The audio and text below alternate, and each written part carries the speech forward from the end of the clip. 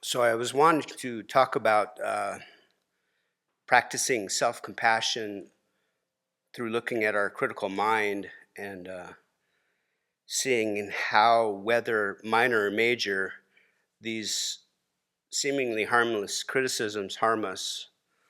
For example, how can you eat that? That seaweed is gross.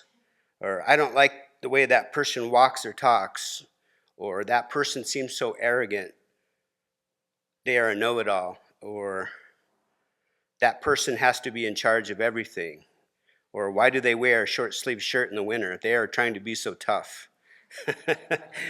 The self-centered mind that grasps at an inherent existence just loves these thoughts. The self-centered mind wants to keep our focus looking outwardly. That way, it protects the mind that grasps at inherent existence. The text of the Song of the Four Mindfulness states, through casting away critical thoughts, don't let your mind go astray, but place it within admiration and reverence. These negative thoughts take up space in our minds and keep us from having the clarity and concentration to be able to meditate on compassion and emptiness. These thoughts don't seem so bad in the moment, but they will lead to distraction, irritation, inappropriate attention, and eventually frustration and anger.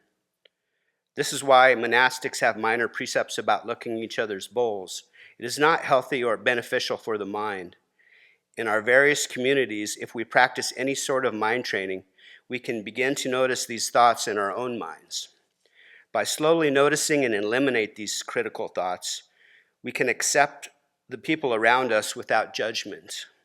We can start to accept the conventional world around us by seeing how people exist, to accept them as they are, and from there see how painful it is when we want to change someone's behavior because we don't like it.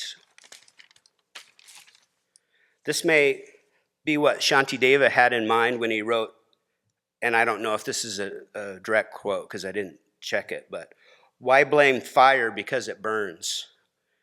We learn very early on that fire burns us, but it takes us much suffering for us to finally realize that people are how they are.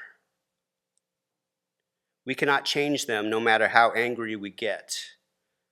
We can only work with our own minds and realize that that person is not inherently angry or irritating as they seem in that moment.